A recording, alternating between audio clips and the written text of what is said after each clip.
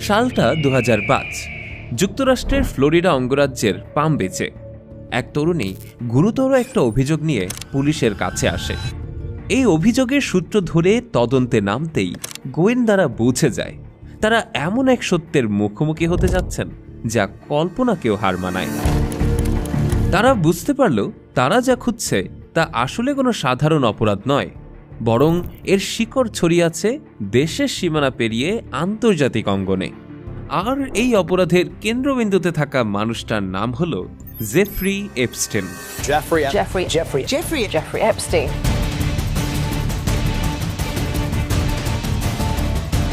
Who is Jeffrey Epstein?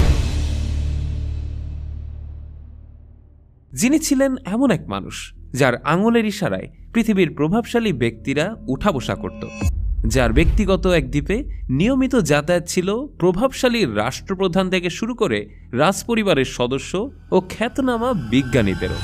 তার বিরুদ্ধে ওঠা শোষণের অভিযোগে 2008 সালে পুলিশ প্রথমবারের মতো জেফ্রি এপস্টিনকে গ্রেফতার করতে সক্ষম হয়। কিন্তু বিস্ময়কর বিষয় হল, এত ভয়াবহ অভিযোগ থাকা সত্ত্বেও এক অদৃশ্য শক্তির ছায়ায় তিনি পেয়ে যান অবিশ্বাস্য আইনি সুবিধা। এমনকি কারাবন্দী অবস্থাতেও দিনের বড় একটি অংশ তিনি কাটাতেন নিজের অফিসে। আর তখনই বিষয়টা স্পষ্ট হয়ে ওঠে যে এপস্টিনের এই অস্বাভাবিক আইনি সুবিধার পেছনে ছিল বিশ্বের কিছু ক্ষমতাবান ও প্রভাবশালী ব্যক্তির হাত।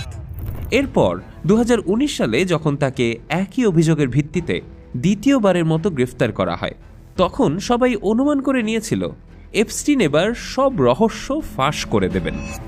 কিন্তু তখনই ঘটল আরেক অবিশ্বাস্য ঘটনা। কারাবন্দী অবস্থায় জেলের ভেতর থেকেই উদ্ধার করা হয় জেফ্রি এপস্টিনের নিথর দেহ।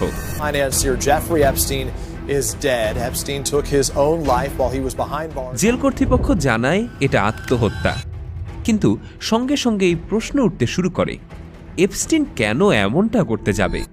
আর তখনই গুঞ্জন ছড়িয়ে পড়ে, তবে বিশ্বের বহু প্রভাবশালী ব্যক্তির ক্ষমতা, সম্মান ও সাম্রাজ্য এক মুহূর্তেই ধসে পড়ত, কারণ তার কাছে ছিল এমন কিছু ফাইল যেগুলো জনসম্মুখে এলে বিশ্বের গণ্যমান্য মানুষদের আর কখনো মুখ দেখানোর সুযোগটাও থাকত না। তাহলে কি সেই কারণেই এপস্টিনের মুখ চিরতরে বন্ধ করে দেওয়া হয়েছিল? দর্শক, জ্ঞানচিত্রের আজকের ভিডিওতে আমরা আপনাদের জানাবো এপস্টিন ফাইল আসলে কি, বর্তমান বিশ্বে এটি কেন এতটা বিতর্কিত, আর কেন এই ফাইলকে ঘিরে বিশ্বের শীর্ষ সংবাদ মাধ্যমগুলোতে তীব্র আলোড়ন ও সমালোচনার ঝড় উঠেছে। Uncovered potentially more than 1 million documents related to the Epstein investigation.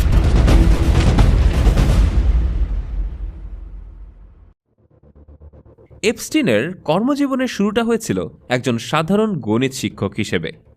সেখানেই এক ধনী অভিভাবকের সঙ্গে তার পরিচয় হয়, যার সান্নিধ্যে তিনি একটি ফান্ড ম্যানেজমেন্ট কোম্পানিতে যোগ দেন। আর সেই প্রতিষ্ঠানে কাজ করার সময়ই ধীরে ধীরে তার যোগাযোগ গড়ে ওঠে বিশ্বের বিলিয়নিয়ার ও প্রভাবশালী মহলের সঙ্গে। এই প্রভাবশালী মহলের মধ্যেই একজন ছিলেন লেজলি ওয়েক্সনার। ভিক্টোরিয়াস সিক্রেটের মতো বিশাল ব্র্যান্ডের মালিক এই বিলিয়নিয়ার। অনেকের মতে তিনিই ছিলেন এপস্টিনের প্রথম বড় শিকার। নিরিবিলি এবং একাকিত্বপ্রবণ এই মানুষটা সহজে কাউকে বিশ্বাস করতেন না, কিন্তু একবার যাকে বিশ্বাস করতেন তাকে দিতেন পূর্ণ আস্থা। আর ঠিক এই দুর্বল জায়গাটাকেই নিখুঁতভাবে কাজে লাগিয়েছিল এপস্টিন। ওয়েক্সনারের সান্নিধ্যে থাকার সময় এপস্টিন গভীরভাবে বুঝে নেয় ধনীদের মনস্তত্ত্ব। সে অনুধাবন করে তাদের আসল প্রয়োজনটা কি, কিভাবে তারা বিশ্বাস করে, আর কিভাবে সেই বিশ্বাসকে নিয়ন্ত্রণ করা যায়। এই বিশ্বাসের উপর ভর করেই ওয়েক্সনার তার বিশাল সম্পদের দেখভালের সম্পূর্ণ দায়িত্ব তুলে দেন এপস্টিনের হাতে। অনেকের মতে এই অগাধ সম্পদই ছিল এপস্টিনের ক্ষমতা ও প্রভাব বিস্তারের মূল চাবিকাঠি। এই অঢেল অর্থ দিয়ে এপস্টিন শুধু নিজের ব্যাংক ব্যালেন্সে বাড়াননি, তিনি গড়ে তুলেছিলেন প্রাইভেট জেট, বিলাসবহুল ম্যানশন আর সমুদ্রের মাঝখানে এক নির্জন দ্বীপ। 1998 সালে তিনি এই দ্বীপটি প্রায় $8 মিলিয়ন কিনেছিলেন। ক্যারিবিয়ান সাগরের ইউএস ভার্জিন আইল্যান্ডসের অন্তর্ভুক্ত এই দ্বীপটি ছিল 75 একরের, যার ভেতর আছে বিলাসবহুল বাংলো, গেস্ট ভিলা, 2টি সুইমিং পুল, জিম ও একটি হেলিপ্যাড। আর এই সম্পত্তিগুলোই ধীরে ধীরে পরিণত হয় বিশ্বের ক্ষমতাবানদের গোপন মিলন মেলায়।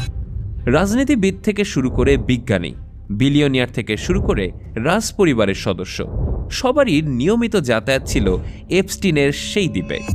আর সেই দ্বীপের নাম ছিল লিটল সেন্ট জেমস। সেখানে যাতায়াত কোনো সাধারণ মানুষের পক্ষে কখনো সম্ভব ছিল না। তবে ধনীরা চাইলে তো যে কোনো 5 স্টার রিসোর্টেই যেতেই পারতেন, আর প্রাইভেট জেটও তাদের কাছে একেবারেই স্বাভাবিক বিষয় ছিল। তাহলে প্রশ্ন হলো, কিসের টানে তারা বারবার এপস্টিনের সেই নির্জন দ্বীপে আসা যাওয়া করতেন? এপস্টিনের আতিথেয়তার আড়ালে লুকিয়ে ছিল এক সূক্ষ্ম পরিকল্পনা।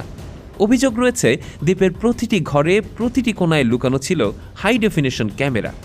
অতিথিরা যখন বিতর্কিত কার্যকলাপে মগ্ন থাকতেন, তার প্রতিটি মুহূর্ত গোপনে রেকর্ড করা হতো।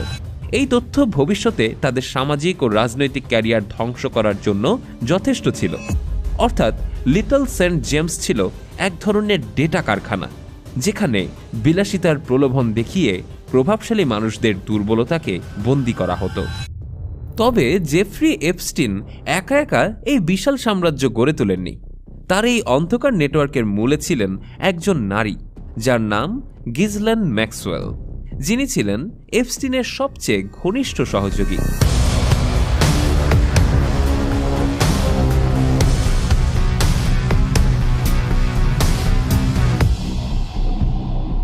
তদন্তকারীদের মতে গিজলেনের কাজ ছিল অনেকটা ম্যানেজারের মতো। এপস্টিন এবং গিজলেনের মূল লক্ষ্য ছিল অল্প বয়সী তরুণীরা। এদের মধ্যে অনেকেই আসতো সাধারণ পরিবার থেকে, যাদের চোখ ভরা স্বপ্ন, ভালো জীবনের আকাঙ্ক্ষা আর ভবিষ্যৎ বদলে দেওয়ার আশা ছিল। গিজলেন নিজেই এই মেয়েদের সঙ্গে ঘনিষ্ঠভাবে মিশতেন, ধীরে ধীরে তাদের আস্থা অর্জন করতেন। মডেলিং ক্যারিয়ার কিংবা উচ্চশিক্ষার স্বপ্ন দেখিয়ে তিনি তাদেরকে নিয়ে যেতেন এপস্টিনের সেই প্রাইভেট দ্বীপে। আর সেখানে সাধারণ কোনো অতিথি নয়, আমন্ত্রণ জানানো হতো শুধুমাত্র বিশ্বের প্রভাবশালী বিলিয়নিয়ার, রাজনীতিবিদ ও তারকাদের।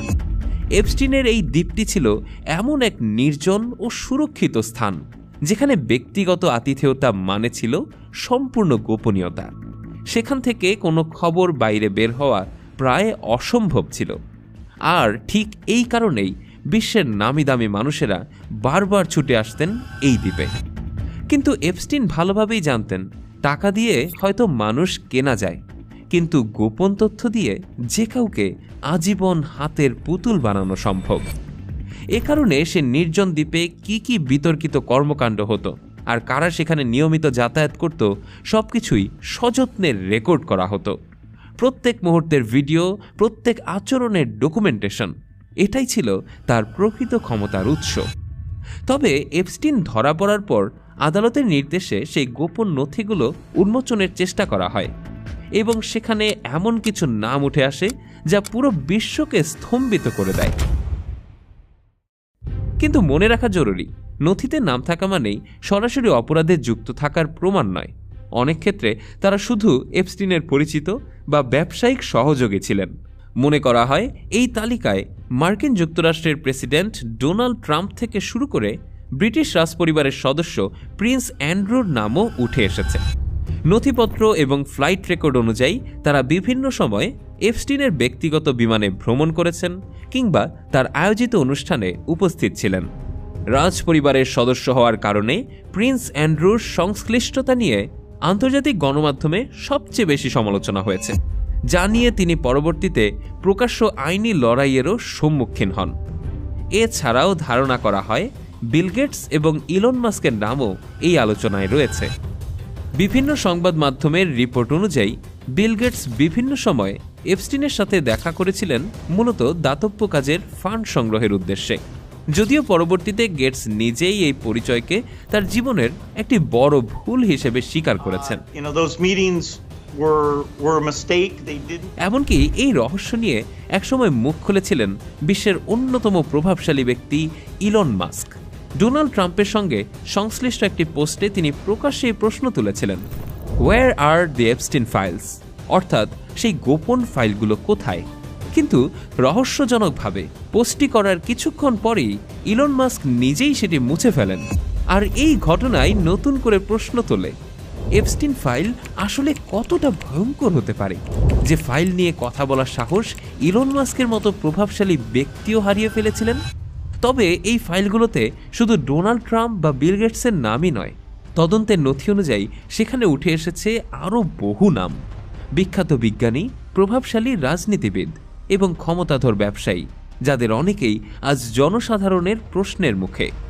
তদন্তকারীদের ধারণা, এপস্টিন এই বিশাল নেটওয়ার্কটি গড়ে তুলেছিলেন নিছক বন্ধুত্বের জন্য নয়, বরং এটিই ছিল তার সবচেয়ে শক্তিশালী রক্ষা কবচ। অর্থাৎ ভবিষ্যতে কোনো আইনি ঝুঁকিতে পড়লে এই প্রভাবশালী সম্পর্কগুলোর প্রভাব খাটিয়ে নিজেকে বাঁচিয়ে নেওয়ার এক সুপরিকল্পিত ব্যবস্থা। কিন্তু শেষ রক্ষা আর হলো না। 2019 সালে এপস্টিন যখন দ্বিতীয়বারের মতো ধরা পড়েন, তখন এফবিআই অত্যন্ত গোপনীয়তার সাথে নিউ ইয়র্কের ম্যানহাটনে তার বিলাসবহুল বাড়িতে অভিযান চালায়। সেই অভিযানে এফবিআই যা খুঁজে পায় তা ছিল অকল্পনীয়। বাড়িটি থেকে উদ্ধার করা হয় বিপুল পরিমাণ হার্ড ড্রাইভ, শত শত সিডি আর ডেটা স্টোরেজ ডিভাইস। এই ডিজিটাল ডিভাইসগুলোতে ছিল হাজার হাজার ভিডিও ফুটেজ আর ছবি। তদন্তকারীদের মতে এই হার্ড ড্রাইভগুলোই ছিল এপস্টিনের সবচেয়ে বড় অস্ত্র।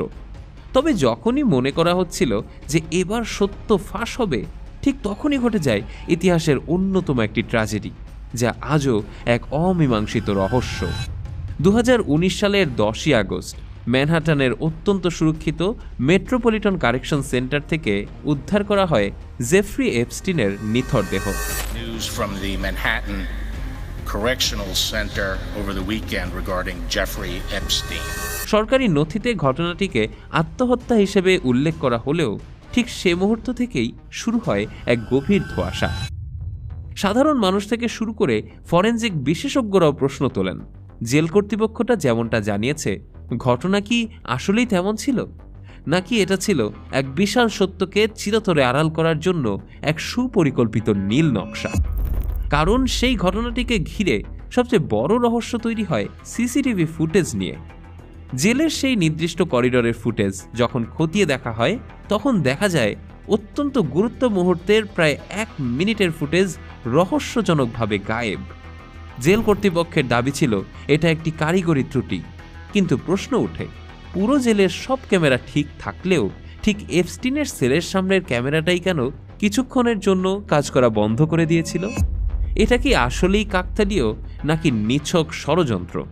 এই প্রশ্নগুলো আজও বিশ্ববাসীকে তাড়িয়ে বেড়ায়। রহস্য এখানেই শেষ নয়। ময়নাতদন্ত রিপোর্টেও কিছু অস্বাভাবিক চিহ্নের উল্লেখ রয়েছে।